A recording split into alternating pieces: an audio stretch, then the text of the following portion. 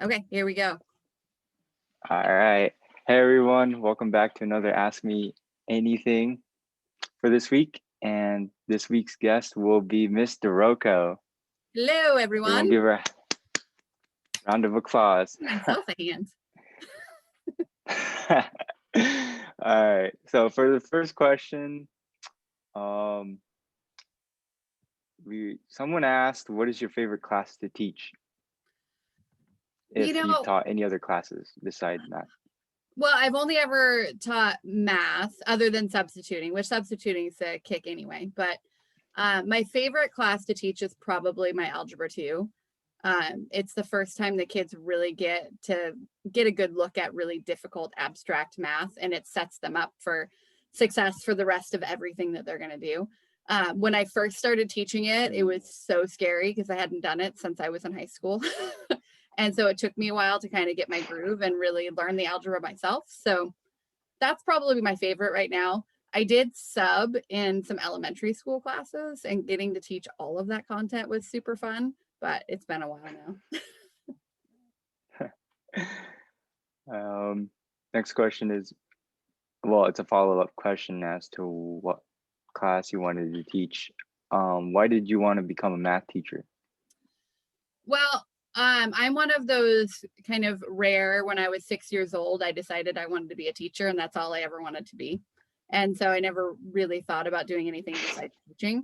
I waffled a lot. Like when I was little, I thought I was going to be a college professor. And when I was like in middle school, I thought I was going to teach elementary school. And so the age kind of changed a lot. And actually, when I graduated high school, my goal was to be an English teacher because I actually really, really love English. And then I got into my senior year of math, and I had Jim Freeman. I don't know if any of you guys are old enough to know who he is anymore, but he was a phenomenal teacher at the high school, and he was a school board member for a really long time. But he just kind of introduced how cool math could be and the fact that we needed good math teachers out there. And so I went into college thinking I was going to be an English teacher and came out a math teacher. So it was, just kind of a luck of the draw. And I'm super happy that I did, because as I got into teaching, I realized that I really hate grading. That's like my least favorite thing about teaching. And English teachers have to grade way more stuff than I do. I see. Next question is, why did you want to stay remote? I had a lot of reasons why I wanted to stay remote. The primary reason is to protect my mom. She has a compromised immune system, and she wasn't able to get vaccinated until just a few weeks ago. And then one of my daughters has some lung issues. She was a preemie. You guys have seen the pictures of her in my classroom, and I talk her up for the blood drive every year, right? But when she was born, she has some scar tissue in her lungs. And when respiratory viruses get her, they can hit her pretty hard. And so we weren't really sure how she would react to COVID. And so we thought it was best that she stayed home. And so that kind of made it so it was best that I stayed home too. So that was part of it. And then the other part is we have a lot of kids. I mean, 20% of our kids are staying remote. And I felt like they really needed to have a teacher who cared about them and who wanted them to be successful. And so it worked out the best for everybody. So I do hope to be back in person next year. I'm getting myself vaccinated. I'm not sure what my kids are going to do. That's going to depend on how things are. And like I said, my daughter is one of my primary concerns, but we'll see. Okay. No, that's reasonable. I mean, that's also part of the reason why I'm staying remote as well, because of my dad. Yeah, it's a hard decision to make. I mean, I'd love to be back in person, but I got to protect my family. So yeah, no, that's a really good reason. Let's see. The next question is back to math. If you could make up a brand new rule in math, what would it be? A brand new rule in math. That is a tough one, because, there are a lot of math rules that already govern the entire world. Like I always tell, Lewis tries to tell me that math exists because of science. I'm like, science exists because of math, right? So, I mean, they're kind of all out there. I don't know. Although it would be kind of cool to be able to use math to like open up the space-time continuum and just get a look at the past. Like I wouldn't actually want to change the past, and I probably wouldn't actually want to visit the past because that's kind of freaky. but just like open this window to be able to look at it, that would be pretty cool.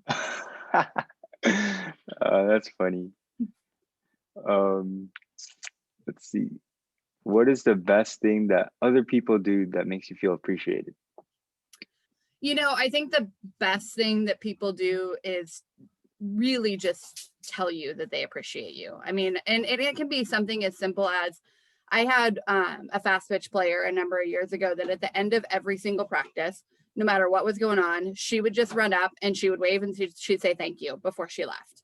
And I think that just verbal recognition that you're giving something to that person, whatever it is. I mean, it can be something as simple as I hand you a piece of paper and you say thank you or whatever, but just that kind of verbal appreciation that that someone acknowledges that you're going out of your way for them. Handwritten notes are also really nice because I don't think people do that enough. But just kind of that just show of gratitude. I think that the world would be a better place if more people showed their gratitude.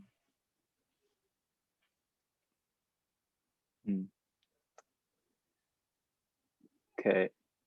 Next question is about softball. Someone asked, did you play softball back in the day? I did back in the day. It was my love for most of my life. I started playing when I was 5, and it was like my diehard. As soon as spring came, softball was my thing. My grandfather actually played minor league ball when it was like back in the 30s during the Prohibition. He played minor league ball. So I always tell people that I was just born with it. But I loved it. Played it all the way through junior high and high school. I actually played slow pitch, which is a totally different game than what I coach. But during my senior year, we switched over to fast pitch. And so I had to learn a completely new game as a senior, which I just loved. It was phenomenal. I was a catcher, best position on the field, super great. I had potentially a chance to walk on and maybe try out in college, but I couldn't hit the ball to save my life. I was a great fielder, but I could not hit. And it wasn't something I had the opportunity to practice. And I had to work full time to be able to pay for school. So I didn't even try. And that's probably my one regret. I wish I'd focused on my hitting game and tried to play a little bit longer because I missed it a lot. And I was super, super thankful to get the opportunity to coach because now I get to teach kids how to love it too. So. Wow. No, that's amazing. It's just like a teacher in our school who had a shot, and it, that's just how it goes sometimes. Yeah, it's all about what you're passionate about, right? If you're willing to put in the time, you can make a shot for yourself. It's just you got to do it. All right. Next question is, what is your favorite word to say? My favorite word is probably awesome. I tell people that things are awesome all the time. I mostly say that I'm awesome.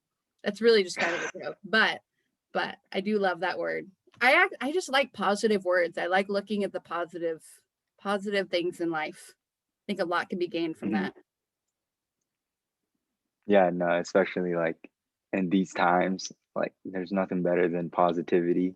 Exactly. It's so hard it's absolutely easy to focus on the negative stuff. I think we have to force our brain to think about that positive stuff. And there's lots of great things. I mean, this has been a really, really difficult year, but I've got to spend a ton of time with my kids, and we've gotten to do totally new stuff that we never have time for. And they're both learning how to cook, and they're both learning how to sew, and we go on lots of bike rides together and stuff. I mean, it's just different stuff, which has been a really positive experience. The next question is, where's the best place to go swimming in Wacom County? Best place to go swimming? Well, the river. I mean, it's free. It's cold. But let's see. Other than that, hey, man, I don't really like public pools. My kids like public pools, but I don't really like public pools. We bought them a pool for our backyard this last summer. It's like this little 4-foot, 15-foot pool. So I could say my backyard's the best place to swim now. I don't have to go anywhere.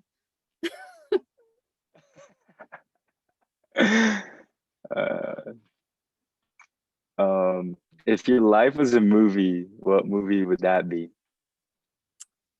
See, I gotta go with like A League of Their Own, Because really, when I was little, if I wasn't going to be a teacher, I was going to be an NFL football player. That was like my dream job. I was going to be Steve Largent. If you don't know who Steve Largent is, you need to look him up. And then when my parents wouldn't let me play football because I was a girl and it was the 80s and girls didn't really do that in the 80s. So then I was going to be the first female Major League Baseball player. And so I figure a league of their own. It's really all about my other life, what could have been. Ah, I see. If you could describe yourself as an animal, what would it be and why? I'm pretty mama bear like.